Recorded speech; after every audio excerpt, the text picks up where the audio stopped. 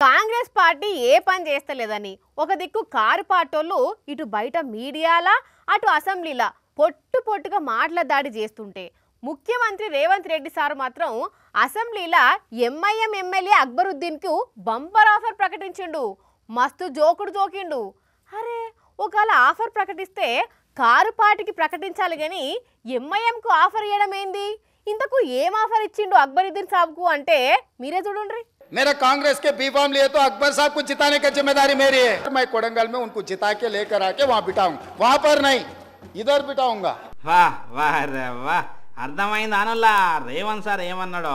అక్బరుద్దీన్ సాబ్ అట కొడంగల్ నుంచి కాంగ్రెస్ టికెట్ మీద పోటీ చేస్తే బాధ్యత తీసుకొని గెలిపించినాక డిప్యూటీ సీఎం ఇస్తాడట, మళ్ళా పక్కన కూర్చుండే పెట్టుకుంటాడట.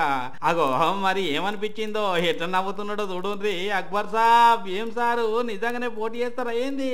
నవ్వుతున్నారు కదా బాగానే. इन माई पार्टी अकबरुद्दीन ओवैसी मरे दम तक मजलिस इत्तेहादुल मुस्लिमीन में था, मजलिस इत्तेहादुल मुस्लिमीन में ही रहेगा। मजलिस इत्तेहादुल मुस्लिमीन के दफ्तर दारुस्सलाम से ही अकबर ओवैसी का जनाजा जाएगा। అబ్బర కొడుకు అక్బర్ సారేమి ఈ మాటలకు ఉబ్బిపోలేదు. వాళ్ళ పార్టీలో హ్యాపీగానే ఉన్నాడట, చివరి శ్వాస వరకు ఎంఐఎంలోనే ఉంటాడట. కానీ ఏమో అనుకున్నాం, రేవంత్ సారు చమత్కారాలు గట్టిగానే వేలుస్తున్నాడు. ఇక వీళ్ళిద్దరు నడుమ ఆఫర్ ముచ్చట ఇట్లుంటే, ఇటు పొద్దుగాల హరీష్ రావు సారు మంత్రి కోమటిరెడ్డి వెంకటరెడ్డి నడుమ బడ్జెట్ పంచాయతీ పక్కకు పోయి తిట్టుకునే కాడికి పోయింది. చీల్చి చెండాడుతానన్న కేసీఆర్ అసెంబ్లీకి రాలేదు, ఆయన స్థానంలో హరీష్ రావును పంపిండు. హరీష్ రావు ఉత్త డమ్మినే అనేసరికి హరీష్ రావు సార్ కోపం వచ్చి ఆయనకేమో హాఫ్ నాలెడ్జ్. ఇప్పుడు ఆయన ఏం మాట్లాడిండు? ఈ ఒక్క మాటతోని కోపం కట్టలు తెంచుకున్న కోమటిరెడ్డి వెంకటరెడ్డి సారు మళ్ళా వెంటనే కౌంటర్ ఇచ్చిండు. వారికి హాఫ్ నాలెడ్జ్ కాదు సార్, ఆకారం పెరిగింది తప్పి అసలు నాలెడ్జ్ లేదని.